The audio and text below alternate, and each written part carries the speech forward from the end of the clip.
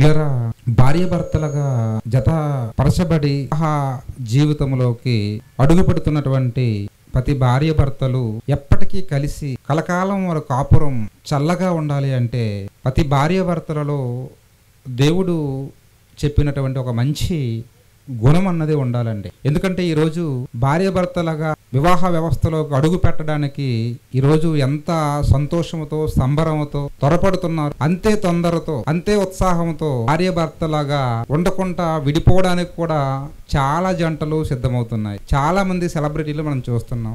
అలా కాకుండా భార్యాభర్తలుగా కలిసి కలకాలం కలిసి ఉండాలి అంటే మరి దేవుడు చెప్పిన ఒక మంచి గుణం స్వభావం ఇటు భార్యలోను ఇటు భర్తలోను ఉండాలని దేవుడు కోరుకుంటున్నాడు. నిజంగా ఈ భార్యాభర్తల బంధం కానీ, అన్నదమ్ముల బంధం కానీ, అక్కజల్లుల బంధం కానీ, సమాజంలో దేవుడు ఏర్పాటు చేసిన ఏ బంధమైనా వారి బంధం బీటలు వాలకుండా ఎప్పటికీ స్థిరంగా దృఢంగా ఉండాలి అంటే దేవుడు చెప్పిన ఒక ప్రత్యేకమైన గుణాన్ని కలిగి ఉన్నప్పుడు నిజంగా ఏ బంధమైనా ఎన్ని రకాల సమస్యలు వచ్చినా, ఎన్ని రకాల ఇబ్బందులు కలిగినా ఎప్పటికీ స్థిరంగా ఉంటుంది. ఇంతకీ దేవుడు చెప్పినటువంటి ఆ గుణం ఏంటంటే సహనం, ఓపిక.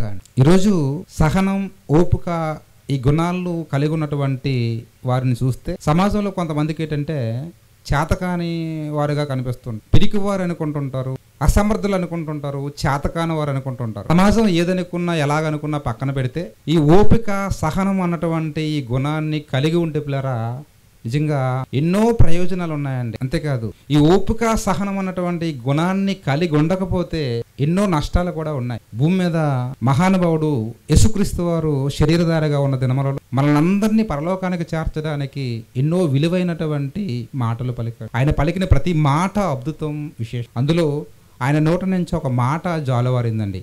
ఒకసారి ఆ మాటను మనం చూద్దాం. లూకాసు వార్త 21వ అధ్యాయంలో మనం చూసినట్లుగా అయితే లూకాసు వార్త 21వ అధ్యాయం 19వ వచనాన్ని మనం చూద్దాం.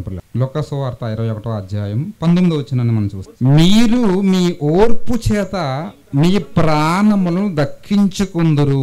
మీరు మీ ఓర్పు చేత మీ ప్రాణములను దక్కించుకుందురు. ఓర్పు, సహనం ఈ గుణాన్ని కలిగి ఉంటే మన ప్రాణములు ఏం చేస్తామటండి, మనం దక్కించుకుంటామట, కాపాడుకుంటామట. మరి ఈ ఓర్పు, ఈ సహనం లేకపోతే మన ప్రాణాలను పోగొట్టుకుంటాం. అర్థమవుతుందండి మీకు? ఓర్పు, సహనం అన్న ఈ గుణాన్ని కలిగి ఉంటే మన ప్రాణాలట దక్కించుకుంటామట. ఈ ఓర్పు, సహనం అన్న ఈ గుణాన్ని కలిగి లేకపోతే మన ప్రాణాలను పోగొట్టుకుంటాం. ఈ సాక్షాత్తు లోకరక్షకుడైన యేసుక్రీస్తు వారే చెబుతున్నటువంటి మాట. అంతేకాకుండా ఇదే లూకాసు వార్తలో 17వ అధ్యాయంలో ఒక మాట మరలా మాట్లాడతారు యేసుక్రీస్తు వారు. ఏంటా మాట అంటే మీరు లోతు భార్యను జ్ఞాపకము చేసుకోండి. లోతు భార్య ఏమంటే లోతు భార్య పేరేమైనా బైబిల్ గ్రంథంలో రాయబడ్డదా? ఒకసారి ఆలోచించండి. లోతు భార్య పేరు బైబిల్ గ్రంథంలో రాయబడలేదు. ఆమె పేరు కూడా రాయడానికి దేవుడు ఇష్టపడలేదు. అలాంటి ఆమెని ఎందుకు జ్ఞాపకం చేసుకోమంటున్నాడు? కారణం ఏంటి మనం ఆలోచిస్తే దీనికి ఒక కారణం ఉందండి. ఏంటో కారణం అండి? లోతు అన్నటువంటి ఆయన చాలా భక్తిపరుడు అండి.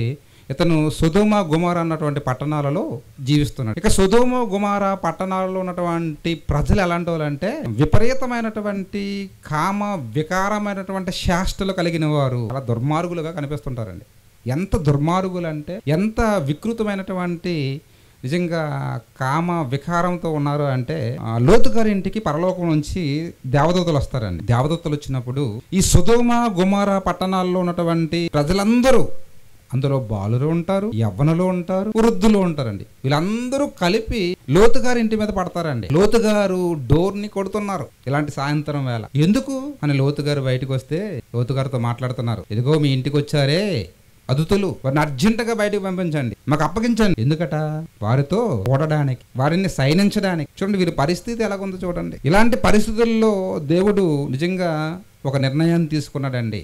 ఎందుకంటే వీరి పాపం పండిపోయింది కాబట్టి దేవుడు దేవదూతల ద్వారా ఒక వార్త లోతు గారికి పంపించాడు. ఏంటి ఆ వార్త అంటే ఆదికాండము 19వ అధ్యాయము 17వ వచనమండి. దూతలు అంటే ఆ దూతలు వెలుపులకు తీసుకుని వచ్చి మీ ప్రాణములను దక్కించుకున్నట్లు పారిపోము, మీ ప్రాణములను దక్కించుకున్నట్లు మీరు పారిపోవాలి లోతు అంటున్నారు. ఎందుకంటే ఆకాశము నుంచి అగ్నిగంధకాలను కురిపించి ఈ 2 పట్టణాలను నేను నాశనము చేయబోతున్నాను. ఈ పట్టణాలను నాశనం చేసే లోపుల మీరు ఏం చేయాలో తెలుసా? ఇక్కడ నుంచి మీ ప్రాణాలు దక్కించుకున్నట్టుకు వెంటనే మీరు తిరిగి పారిపోండి అని ఒక మాట చెప్పిస్తాడండి. అలా చెబుతూ ఒక మాట అంటాడు కిందకు వచ్చేసరికి ఏంటంటే, మీరు అలా పారిపోతున్నప్పుడు ఏంటంటే వెనక తిరిగి చూడకూడదని చెప్పాడండి. లోతు గారికి ఈ మాటలు దేవుడు చెబుతూ, లోతు ఏమో తన భార్యకి తన కుటుంబానికి చెప్పారు. దేవుడు చెప్పినట్లుగా విపత్తు అన్నది రానే వచ్చింది. లోతు తన కుటుంబంతో పాటు అక్కడి నుంచి పారిపోతున్నాడండి. అలా పారిపోతున్న టైంలో లోతు భార్య సడన్ గా ఆగి ఏం చేస్తుందో తెలుసండి, ఒక్కసారి వెనక తిరిగి అలా చూసిన వెంటనే లోతు భార్య ఏమైపోయింది? దేవుని పిల్లలుగా మనకు బాగా తెలుసు, ఆమె ఉప్పు స్తంభంగా మారిపోయింది. లోతు భార్య తన ప్రాణములను పోగొట్టుకుందండి. యేసుక్రీస్తు వారు అన్నారు కదా, మీ ప్రాణములను కాపాడుకోవాలంటే దేని చేత? ఓర్మి అన్నాడు, ఓపిక అన్నాడు, సహనం అన్నాడు. ఈ ఓపిక ఈ సహనం అన్నది ఈ లోతు భార్యలో కనిపించలేదండి. విషయం తెలుసు ఎవరికి? లోతు భార్యకి. దేవుడు చెప్పిన మాట తెలుసు, కానీ ఆ మాటను విని జీర్ణించుకోలేకపోయింది, సహించుకోలేకపోయింది, ఆ మాట ప్రకారంగా బ్రతకలేకపోయింది. కాబట్టి తన ప్రాణంలో ఏం చేసింది? కోల్పోయింది, పోగొట్టుకుంది. కాబట్టి ప్రేమైన దేవుని వారలారా, ఓర్మి, ఓపిక, ఈ సహనం అన్న గుణాలు లేకపోతే మనిషి తన ప్రాణానికే ముప్పండి. ఓపిక లేకపోవడం వల్ల ఇక్కడ లోతు భార్య తన ప్రాణాలను పోగొట్టుకుందండి. మరి ఓర్పు కలిగిన వారు ఎవరైనా తమ ప్రాణంలో దక్కించుకున్నట్లుగా బైబిల్ గ్రంథంలో ఏమైనా ఉందా అని మనం ఆలోచిస్తే ఒక ఆయన కనిపిస్తాడు. ఆయన పేరు ఏంటంటే నోవాహు. ఈ నోవాహు అన్నటువంటి ఆయన నీతిమంతుడండి. ఆయన తరములో అటండి ఆయన మాత్రమే నీతిమంతుడుగా ఉన్నాడు. మిగతా వారందరి పరిస్థితి ఎలా ఉందంటే చాలా దారుణంగా ఉంది. అన్యాయాలు, అక్రమాలు, రకరకాల చెడు వ్యసనాలతో, చెడు సావాసాలతో చెడిపోయి ఉంది. ఎంతగా చెడిపోయారంటే ఆదికాండంలో మాట్లాడుతుంటారండి. 5వ అధ్యాయం ఒకసారి మనం చూస్తే 6వ అధ్యాయం ఒకసారి మనం చూద్దామండి. 11వ వచనం ఒకసారి. భూలోకము దేవుని సన్నిధిని చెడిపోయుండును. భూలోకమే చెడిపోయింది. టోటల్గా భూమి మీద ఉన్న ప్రజలందరూ చెడిపోయారట దేవుని సన్నిధిని. అంతేకా భూలోకమట బలాత్కారముతో నిండియుండును. భూలోకం బలాత్కారం, అలాగే హత్యలు, అత్యాచారం, దొంగతనాలు ఇవేనండి. పూర్తిగా చెడిపోయిందండి. ఈ సమాజాన్ని చూసినటువంటి ఆనాడు దేవుడు నిజంగా యెహోవా అట తన భూమి మీద నరులను చేసినందుకట సంతాపమునుంది, హృదయములో నొచ్చుకున్నానంటాడు. 5-6 వచనాలు మనం చదువుకుంటాం. పై అదే 6వ అధ్యాయంలో నొచ్చుకున్నాడు, బాధపడ్డాడట. ఇలాంటి మానవ జాతిని, నరజాతిని ఎందుకు పుట్టించానన్నటువంటి పరిస్థితికి ఆలోచనకి వెళ్ళిపోయాడు దేవుడు. అంతగా చెడిపోయిందండి. అలాంటి పరిస్థితుల్లో నోవాహుతో దేవుడు మాట్లాడుతున్నాడు. ఏమని? నోవాహు, ఇదిగో జలప్రలయం రప్పించబోతున్నాను, మొత్తం ఈ భూప్రపంచాన్ని అంతటినీ నాశనం చేయబోతున్నాను, జీవరాశులన్నింటినీ, మనుషులని అందరినీ నాశనం చేయబోతున్నాను. నీ కొరకు ఒక వాడని సిద్ధం చేసుకోమన్నాడు. ఒక వాడ సిద్ధం చేసుకోమన్నాడు. ఎప్పుడు తెలుసా అండి? నోవాహు వయస్సు ఆ మాట చెప్పదడిగేటంటే 500 సంవత్సరాల కాలం అండి. కానీ జలప్రలయం ఎప్పుడు వచ్చిందో తెలుసా అండి? నోవాహు గారు వయస్సు ఇప్పటికేటంటే 600 ఏళ్ళండి. 600 ఏళ్ళు. ఒకసారి అదే ఆదికాండం 7వ అధ్యాయం 7వ వచనం చూస్తే, అప్పుడు నోవాహు అతనితో కూడా అతని కుమారులను, అతని భార్యలను, అతని కోడండ్రలను ఆ ప్రవాహమును తప్పించుకున్నట్టుకై వాడలో ప్రవేశించును. అంటే ముందు మాట మనకు 6వ వచనంలో కనిపిస్తారన్నమాట. నోవాహు 600 ఏండ్లు వాడై 600 ఏండ్లు వయస్సులో ఆయన వాడలోకి ప్రవేశించాడు. అప్పుడు జలప్రలయం వచ్చింది. దేవుడు ఎప్పుడు చెప్పాడు తనకి? ఆయన వయస్సు ఏ కాలంలో చెప్పాడు? 500 సంవత్సరాలు అంట. అదే మనం 5వ అధ్యాయంలో కనిపిస్తుంది. అంటే ఎంతకాలం? సుమారు 100 సంవత్సరాలండి. దేవుడు జలప్రలయం వస్తుందని చెప్పిన నాటి నుండి ఆ జలప్రలయం వచ్చేటప్పటికి ఏంటంటే సుమారు 100 సంవత్సరాల కాలం పట్టిందండి. ఈ 100 సంవత్సరాలలో నోవాహు వాడ కడుతున్నాడు, జలప్రలయం వస్తుంది జాగ్రత్త అని వాక్యం చెబుతున్నాడు. ఒక పక్క వాడ కడుతున్నాడు, మరో పక్క వాక్యం చెబుతున్నాడు. ఇలా దేవుని పనిలో ఉన్నటువంటి నోవాహుకి నిజంగా ఆనాడు ఉన్న సమాజం నుంచి ఎన్నో అవమానాలు ఎదురయ్యాయి. చాలామంది అపహసించారు, హేళన చేశారు. ఏంటయ్యా ప్రపంచమంతా ఇంత ప్రశాంతంగా ఉంటే నువ్వు జలప్రలయం అంటున్నావు, నీకు పిచ్చి పట్టింది. నోవాహు గారి మీద ఏంటంటే సెటైర్లు వేశారు, హేళన చేశారు. అయినా నోవాహు ఏంటంటే ఓపికతో ఉన్నాడు. దేవుని దినము కొరకు వేచి చూశాడు. ఈ లోపల దేవుడు అనుకున్నటువంటి ఆ దినం వచ్చింది. నోవాహు కుటుంబం అంతా ఓడలోకి ప్రవేశించారు. ఈలోగా జలప్రలయం వచ్చింది. ఎన్ని దినాలో తెలుసండి? 40 దినాలు రాత్రి పగళ్ళండి. ప్రచండమైన వర్షం, పెద్ద పెద్ద అరారాతి పర్వతాలే మునిగిపోయేవండి. మనుషులందరూ ఏమైపోయారంటే, అందరూ ప్రపంచంలో జరిగిన అతిపెద్ద ఒక విపత్తు, ప్రళయం నోవాహు కాలంలో వచ్చింది. మనుషులందరూ ఆ జల ప్రళయంలో కొట్టుకొని వెళ్ళిపోయారు. కానీ నోవాహు మాత్రమే తన ప్రాణమును రక్షించుకున్నాడు. నోవాహు మాత్రమే కాకుండా నోవాహుతో పాటు తన కుటుంబాన్ని కూడా ఎనమండుగురు రక్షించుకొనగలిగాడు. దీనికి కారణం ఏంటో తెలుసండి? నోవాహు గారిలో ఉన్నటువంటి ఓపిక, సహనం నిలబడ్డాడు. కాబట్టి మనం చదువుకున్నాం కదా లోకాసువార్తలో ఏమని, ఓర్పు వలన తమ ప్రాణములను దక్కించుకుందరు అన్నాడండి. నోవాహు దక్కించుకున్నాడు. అలాగే కొత్త నిబంధనకు వచ్చేసరికి ఒక వ్యక్తి గురించి మాట్లాడుతుంటాడు యాకోబు పత్రికలో. ఏమన్నా తెలుసండి? తను ఎవరంటే, యోబు సహనము మీరు వింటిరి కదా అంటాడండి.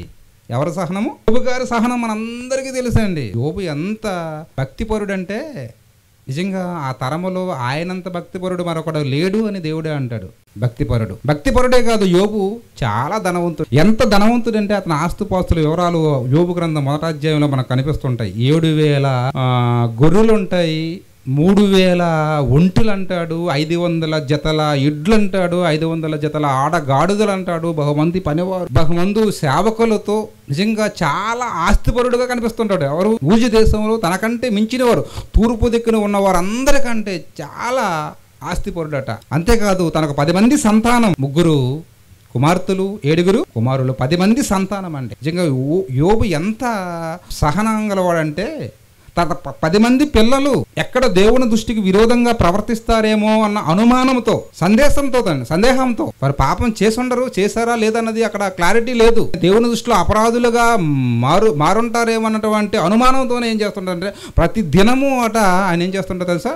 దేవునికి బలులు అర్పిస్తుంటాడండి. దేవుని సన్నిధిలో వారి కొరకు ప్రాయశ్చిత్తం చేస్తుంటాడు, ప్రార్థనలు చేస్తుంటాడు. అంత సహనం కలిగిన వాడు కనిపిస్తాడు. ఇలాంటి యోబు గారి జీవితంలో ఎదురైనటువంటి ఒక పెద్ద సమస్య మనకు తెలుసు, శోధన. యోబు గారు తన జీవితంలో తన ఆస్తులన్నీ ఒకే దినాన్ని కోల్పోతాడు, అయినా సహిస్తాడు. ఇక్కడి నుంచి మనం చూస్తే తన 10 మంది పిల్లలు ఉంటారు. 10 మంది పిల్లలు కూడా ఒకే రోజు సచ్చి శవాలై తన కళ్ళ ముందు కనిపిస్తారు. ఎలా ఉంటుందండి ఒక తండ్రిగా? ఆలోచించండి. ఒక తల్లిగా, ఒక తండ్రిగా మన పిల్లాడు పడిపోయి దెబ్బ తగిలితేనే మనం తట్టుకోలేమండి, బాధపడిపోతుంటాం. కానీ యోబు గారి 10 మంది, ఒక్కరు కాదు 10 మంది పిల్లలు ఒక్కసారిగా ఒకే రోజు చనిపోయారండి. అయినా సహించుకున్న. అప్పటికైనా తన కష్టాలు ఆగలే. నాకు తెలుసు కదా, యోబు గారి ఆరోగ్యం అంతా పాడైపోయింది. అరికాలు నుంచి నడి నెత్తి వరకేటంటే భయంకరమైన పెద్ద పెద్ద కురుపులు, దేహమంతా పాడైపోయిందండి. అలాగే స్నేహితులు, బంధువులు అందరూ కూడా దూరమైపోయారు. తన పనివారిని పిలుస్తుంటే పనివారు దగ్గరకు రావడం లేదు. చివరికి చిన్న పిల్లలు సైతం ఆయన హేళన చేస్తున్నారు, ఎగతాళి చేస్తున్నారు యోబు గారిని. మరోపక్క భార్య పరిస్థితి ఎలాగుందో కూడా మనకు బాగా తెలియదు. ఏమంటుందాము వచ్చి? ఏమంటుందంటే, ఇంకా నీ యథార్థతను వదలవా? ఇంకా భక్తి దేవుడు ఏం చేశాడు నీ దేవుడు నీకు? ఆస్తులు పోయినాయి, అంతస్తులు పోయాయి, పిల్లలు పోయారు, ఆరోగ్యం పోయింది, స్నేహితులు, బంధువులు అన్ని వైపుల నుంచి మనకేంటంటే హేళన. ఇంకా దేవుడు అంటావేంటి అని అంటే యోబు ఏమన్నాడండి? మూర్ఖురాలు మాట్లాడుతున్నట్లుగా నువ్వు మాట్లాడుతున్నావేంటి అని. ఇక్కడ మనం గమనిస్తే అండి, ఇలాంటి పరిస్థితుల్లో కూడా యోబు తన సహనాన్ని ప్రదర్శిస్తున్నాడండి. భార్యని మూర్ఖురాలు అని తిట్టడం లేదు. ఏమంటాడు తెలుసండి? మూర్ఖురాలు. లోకంలో ఎవరో ఉంటారు మూర్ఖులు, అలాంటి వాళ్ళు మాట్లాడినట్లు నువ్వు మాట్లాడుతున్నావేంటి అంటున్నాడు. అంటే ఈ రోజు అండి ఏ భర్త అయినా నిజంగా ఎంత సహనం కనబరుస్తాడా? చూస్తామా ఏ భర్తలోనైనా? చూడమండి. కానీ అంత సహనాన్ని ప్రదర్శించాడు ఎవరు? యోబు. కాబట్టి పిల్లరా, యోబు సహనాన్ని మెచ్చినటువంటి దేవుడు నిజంగా అండి యోబు ప్రాణాన్ని, అంటే ఈయన చావు బతుకుల్లో పోతాడు అనుకోని ప్రపంచమంతా ఫిక్స్ అయిపోయింది ఆనాడు. కానీ అలాంటి వ్యక్తిని మరలా తిరిగి దేవుడు బ్రతికించాడు. అంతేకాదు యోబు పోగొట్టుకున్న సమస్తాన్ని మరలా ఇచ్చేసాడండి, రెట్టింపు ఇచ్చాడు, డబుల్ ఇచ్చాడండి. కారణం ఏంటో తెలుసా అండి? యోబు గారిలో ఉన్నటువంటి సహనం అండి. ఈ సహనమే కోల్పోయే తన ప్రాణాలను కాపాడుకున్నాడు, తన పోగొట్టుకున్న సమస్తాన్ని మరలా సంపాదించుకునగలిగాడు. కాబట్టి యోబు గారు మనం చూస్తున్నటువంటి గుణం సహనం అండి. ఇక సహనం కోసం మాట్లాడవలసి వస్తే తప్పకుండా ఒక మహానుభావుడు గురించి మనం మాట్లాడుకోవాలి తప్పకుండా. ఎవరతను? యేసుక్రీస్తు వారండి. ఎందుకంటే ఆయన దేవుని కుమారుడుగా పరలోకంలో దేవునితో పాటు సమానముగా ఉన్నటువంటి ఒక మంచి హోదా, మంచి స్థితి, ఒక అందమైన లోకం, ఆ లోకాన్ని విడిచిపెట్టి మానవదారిగా ఈ మట్టి లోకానికి వచ్చాడు. అది ఎలా వచ్చాడు? దాసుడిగా వచ్చాడు. ఒక పేద కుటుంబంలో పుట్టాడు. ఈ మానవ జాతిని రక్షించడం కొరకు నిజంగా ఎన్నో బాధలు, ఎన్నో శ్రమలు, ఎన్నో ఇబ్బందులండి, ఎన్నో అవమానాలండి. యేసుక్రీస్తు వారిని ఎంత అవమానించారంటే, ఒకడంటాడు నువ్వు తాగుబోతు అంటాడు, మరొకడంటాడు నువ్వు తిండిపోతు అంటాడు, మరొకడు అంటాడు నువ్వు దెయ్యములు పట్టినవాడు అంటాడు, మరొకడు అంటాడు నీకు మతి చెలించి ఉన్నది, పిచ్చోడు అంటాడు. అంటే ఇన్ని మాట్లాడుతున్నా యేసుక్రీస్తు వారు పన్నెత్తి ఒక మాట మాట్లాడాడండి? తిరిగి లేదండి, మాట్లాడలేదండి. సైలెంట్. ఎందుకు ఎంత సైలెంట్గా ఉన్నాడు? సరే ఆలోచించండి. తాగుబోతు అన్నాడు కేడండి. ఎవడరా తాగుబోతు? మీరు తాగుబోతులరా, మీ తల్లిదండ్రులు తాగుబోతులరా అని ఏమైనా అన్నాడా? తిండిపోతు అన్నందుకు ఎవర్రా తిండిపోతులు, మీరురా కుంపాలు తింటున్నారు అని ఏమైనా మాట్లాడాడండి? అంటే యేసుక్రీస్తు వారి దేహం ఎలా కనిపిస్తుంది మన భూమి మీద ఉన్నప్పుడు? ఇలాగ సన్నగా. అసలు ఆయన శరీరంలో నిజంగా మనం చూస్తే అయినటువంటి ఇది కూడా కనిపించదండి. ఏం తిన్నాడండి, ఏం తాగాడండి ఆయన? కానీ తిండిపోతున్నారు, తాగుబోతున్నారు. దెయ్యాలు పట్టిన వాడిని వెళ్ళగొడితే ఈయన దెయ్యములకు అధిపతి అన్నాడు, దెయ్యం పట్టిన వారు అన్నారు. ఇన్ని రకాలుగా మాట్లాడారండి యేసుక్రీస్తు మాటలు. అంతే కదండి, చివరికి యేసుక్రీస్తు వారిని పట్టుకొని సైనికులు నిజంగా ఒక చిన్న పిల్లవాడికి ఆట ఆడిస్తున్నట్లుగా ఆట ఆడిస్తారండి. కళ్ళకు గంతలు కట్టేస్తారు, మాట్లాడతారు, కొడుతుంటారు అతన్ని, యేసుక్రీస్తు వారిని చేతులతో పిడిగుద్దులు గుద్దుతుంటారు. అప్పుడు ఒక మాట అంటారు. ఏంటో తెలుసండి? ఒకసారి మనం చూడండి ఒకసారి. లూకాసు వార్త 22వ అధ్యాయంలో ఒక మాట. లూకాసు వార్త 63 నుంచి. యేసును పట్టుకొని మనుషులు ఆయన ఏం చేశారు? అపహాసించారట, హేళన చేశారట, ఆయన ముఖమును కట్టేశారు, కళ్ళకు గంతలు కట్టేశారట. ఆ తర్వాత ఏం చేస్తున్నారో తెలుసండి? నిన్ను కొట్టిన వాడు ఎవడో ప్రవచింపమని ఆయన అడిగిరి. ఎంత దారుణం అండి! కళ్ళకు గంతలు కట్టేసి కొట్టి, నిన్ను కొడుతున్నాడు ఎవరో ప్రవచించు అంటూ హేళన చేస్తున్నారండి. ఒకసారి ఆలోచించండి. మనం చిన్నప్పుడు ఈ ఆట ఆడుంటాం ప్రతి ఒక్కరు ఈ ఆట ఆడుతారు అనమాట. కళ్ళకు గంతలు కడతాం. ముందు నుంచి ఒకటి కొడుతుంటాడు, వెనక నుంచి ఒకటి కొడుతుంటాడు, పక్క నుంచి ఒకటి కొడుతుంటాడు. కొట్టి నిన్ను ఎవరు కొట్టారో చెప్పు, వారి పేరు చెప్పు అని అంటున్నప్పుడు నిజంగా మనకు ఎంత ఇబ్బందిగా ఉంటుంది ఆ టైంలో. ఒకసారి ఆలోచన. చిన్నప్పుడే అలాంటిది అంత పెద్ద వయసులో ఉన్నటువంటి ఆయన్ని ఒక చిన్న పిల్లాడిని చేసి నిజంగా ఆటలాడుకుంటున్నారు, గేలి చేస్తున్నారండి. అలాగే 65వ వచనం చూడండి. ఆయనకు విరోధముగా ఇంకనూ అనేక దూషణ వచనములు మాట్లాడి, ఎన్నో వచనాలు మాట్లాడారండి. ఎన్ని నిందలు, ఎన్ని అవమానాలండి. పిడిగుద్దులు గుద్దారు, కొరడా దెబ్బలు, అలాగే కాళ్ళకు చేతులకు మేకులు, తలకి ముళ్ళ కిరీటం, పక్కలో బల్లెపోటు, సిరువులు, ఆయన రక్తం ఏరులైపోతుంది.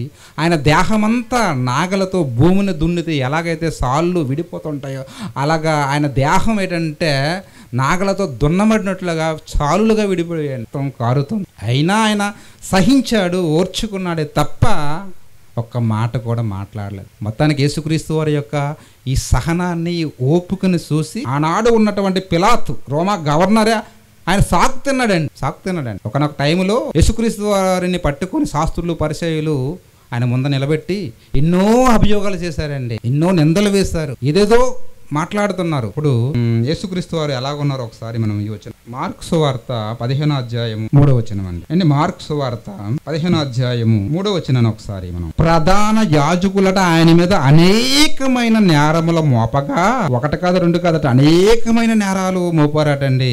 చాలా స్ట్రాంగ్ గా నిజంగా వాళ్ళు పోరాడుతున్నారు ఆయన్ని ఎలాగైనా తప్పుడు వ్యక్తిగా చిత్రీకరించాలని.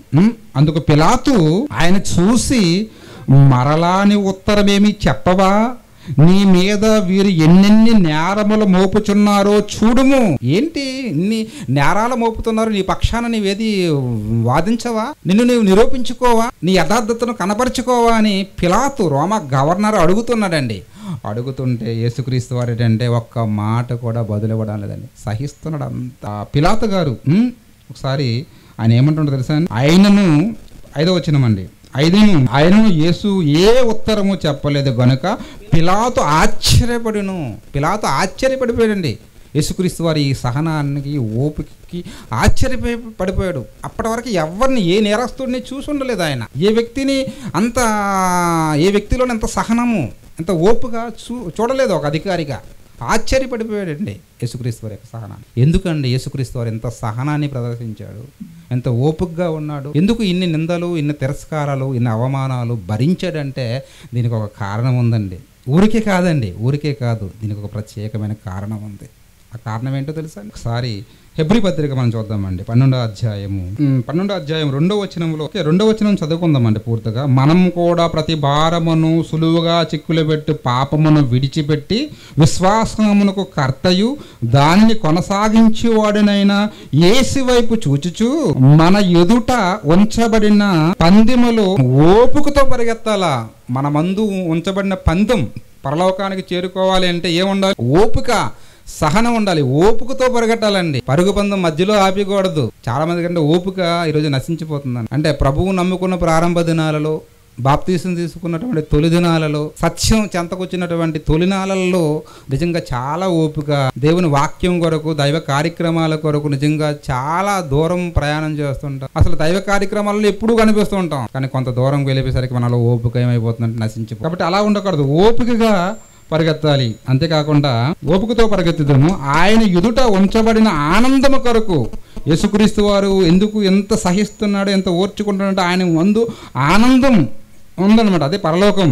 అవమానము నిర్లక్ష్య పెట్టి సిలువను సహించి, అవమానాలు నిర్లక్ష్య పెట్టాడు, సిలువను ఏం చేశాడంటే ఆయన సహించాడండి. సిలువ తెలుసు అది భయంకరమైనదని. అందుకే ముందు రోజు ఒలీవ కొండ మీద గెత్సెమనేటువంటి తోటలో ఆయన సాగిలిపడి దేవునికి ఒక ప్రార్థన చేస్తాడు. ఏంటా ప్రార్థన? తండ్రి, సాధ్యమైతే ఈ గిన్నె నా యొద్ద నుండి తొలగించు, అయినా నా ఇష్ట ప్రకారం కాదు, నీ చిత్తమే జరగనివ్వండి అంటాడు. అంటే కోరుకున్నాడు. ఆయన కూడా శరీరంలో ఉన్నాడు కదండి. కాబట్టి అదంతా తలుసుకునేసరికి ఆ శిలువ మరణం ఎంత భయంకరంగా ఉంటుందో అదంతా నిజంగా ఆయన తలబోసుకున్నాడు మనసులో. అలా తలబోసుకునేసరికి తనకే నిజంగా కష్టం అనిపించింది. ఒక క్షణం తండ్రి సాధ్యమైతే దీన్ని తప్పించన్నాడు. మళ్ళీ వెంటనే దేవుడికి ఇచ్చిన మాటను గుర్తుకొచ్చి అయినా నా ఇష్ట ప్రకారము అది నీ ఇష్టమే జరగనివ్వండి తండ్రిని అంకితమైపోయాడు, ఒప్పేసుకున్నాడు, సిద్ధపడిపోయాడు. కాబట్టి ఎందుకు ఈ సిలువను సహించాడు? ఘోరమైనటువంటి ఈ సిలువ మరణం ఎందుకు సహించారంటే కారణం ఒకటి ఉంది. ఏంటి? అవమానం నిర్లక్ష్య పెట్టి సిలువను సహించి దేవుని సింహాసనము యొక్క కుడిపార్శ్వమున ఆసీనుడై ఉన్నాడు. అంటే యేసుక్రీస్తు వారు ఈ భూమి మీద నిజంగా ఆయన సిలువను సహించాడు, నిందలు అవమానాలు ఎదురైనా భరించాడు, దేవుని చిత్తాన్ని నెరవేర్చాడు. ఆ తర్వాత ఆయన ఎక్కడికి వెళ్ళిపోయాడు తెలుసా అండి? దేవుని సింహాసనం, దేవుని కుడిపార్శ్వం. అదే మనం స్టెఫెన్ గారు దర్శనం చూసేటప్పటికి, పరలోక దర్శనం చూసేటప్పటికి ఏంటంటే అండి, ఆకాశం తెరవబడడం, మనుష్య కుమారుడట దేవుని కుడిపార్శ్వాన ఆసీనుడై ఉన్నాడండి. అంటే ఒక మహాలోకానికి వెళ్ళిపోయాడండి. తరతరాలతో దేవునితో కలిసి ఉండే ఒక గొప్ప మహాభాగ్యాన్ని సంపాదించుకున్నాడు. ఎందువలన తెలుసా అండి? ఒకటి ఇదేంటిది? సహనం, ఓపిక. ఈ సహనము ఓపిక కలిగి ఉన్నాడు కాబట్టి తండ్రితో కలకాలం కలిసి ఉండే మహాభాగ్యము దొరికిందండి. మరి అలాంటి ప్రభువును మనం కలిగి ఉన్న మనం నిజంగా మనలో ఈ సహనము, ఈ ఓపిక అన్న గుణం ఉందా? దైవ భక్తి విషయంలో మనం ఏంటంటే సహనం చూపించలేకపోతాం. అలాగే భార్య భర్తల కుటుంబంలో మనం సహనాన్ని ప్రదర్శించలేకపోతున్నాం. అందుకే ఈరోజు చాలామంది భార్య భర్తలు విడిపోవడానికి ప్రధాన కారణం ఒక్కటేనండి. భార్య భర్తల మధ్యన ఈ సహనం అన్నటువంటి గుణం లేకపోవడం వల్ల. భర్త ఏదో అంటాడండి ఎక్కడి నుంచి వచ్చి బయట నుంచి ఒక మాట, భార్య ఆ మాటని సహిస్తే సరిపోతుంది. ఆమె ఏమంటుందంటే, ఇక నన్ను అంటావా, ఎప్పుడు నన్ను అండమే నీకు పనా అని లేస్తుందండి. ఊరుకుంటావా లేదా అంటాడు. కొడతావా అని ముందుకు వస్తుంది. కొడతావా అంటే ఊరుకుంటాడా? గుండగా రెండు వేస్తాడు. ఇక ఏడుపు, కేకలు, బ్యాగ్ సర్దుకొని పుట్టింటికి జంప్. ఆ తర్వాత భర్త ఒక దగ్గర, భార్య దగ్గర, పిల్లల ఒక దగ్గర, ఎంతమందిని చూస్తున్నాం. సహనం లేకపోవడం వలన భార్య భర్తలు అన్నదమ్ముల మధ్యన విడిపోతుంది. ఈరోజు ఏంటంటే సమాజంలో మనం ఎన్నో నిజంగా అనర్థాలకు కారణం ఏంటంటే మనుషులు సహనం లేకపోవడం. రాత్రి ఒక వీడియో చూసానండి, మీటింగ్ వెళ్ళిపోయిన తర్వాత. ఒక అమ్మాయి, ఇద్దరు అమ్మాయిలు ఏంటంటే ఒక పాన్ షాప్ దగ్గరికి వెళ్ళి ఏం చేస్తున్నారో తెలుసా? సిగరెట్ తాగుతున్నారు. సిగరెట్ తాగుతుంటే ఒక యువకుడు ఏం చేశాడంటే దాన్ని చిత్రీకరించాడండి, సెల్ ఫోన్లో చిత్రీకరిస్తే ఆ యువతలు ఏం చేశారో తెలుసా అండి? అతన్ని పట్టుకొని కోపముతో ఊగిపోయి కత్తితో పొడిచి చంపేశారండి. ఏంటి? సిగరెట్ తాగిన దాన్ని వీడియో చిత్రీకరించాడని. చిన్న కారణం అండి, చాలా చిన్న కారణం, చాలా చిన్న పొరపాటు, రైటో రాంగో పక్కన పెట్టి అది చాలా చిన్న మ్యాటర్ అండి. దానికోసం అంటే ఒక నిండు ప్రాణాన్ని బలి తీసుకోవాలంటే సహనం లేదు వారికి. ఈ విధంగా సహనం లేకపోవడం వల్ల ఏంటంటే అనేకమైనటువంటి దారుణాలు జరుగుతున్నాయి. దేవుడు ఏర్పరిచిన పవిత్రమైన బంధం అండి భార్యాభర్తల బంధం. మీరు ఇదిగో దేవుడు చెప్పిన ఈ గుణం, సహనం, ఓపిక అన్నటువంటి గుణం లేకపోవడం వలన భార్య భర్తలు విడిపోతున్నారు. విడిపోవడమే కాకుండా భర్తను భార్య చంపుతుంది, భార్య భర్తను చంపేస్తున్న పరిస్థితులు ఈరోజు సమాజంలో మనం చూస్తున్నాం. ఈరోజు మరి భార్యాభర్తలైన వారు ఎవరైనా అవ్వచ్చు. ఈరోజు మనం భార్యాభర్తలుగా మన మధ్య జతపరచబడిపోతున్నటువంటి తమ్ముడు మాధవ, మేరీ అవ్వచ్చు. అలాగే వివాహాలు ఇప్పటికే జరిగిన వారు కావచ్చు, భవిష్యత్తులో వివాహ వ్యవస్థలోకి అడుగు పెట్టబోతున్న వారు కావచ్చు. నిజంగా వారి కాపురం నిజంగా బాగుండాలి, నెమ్మదిగా ఉండాలి, దేవుని యొక్క ఆశీస్సులు పొందుకోవాలంటే వారిలో ఉండవలసిన గుణం ఏంటంటే ఇదిగో సహనం. కోరుకుంటూ మరి ఇంతటితో నా మాటలు ముగిస్తున్నాను.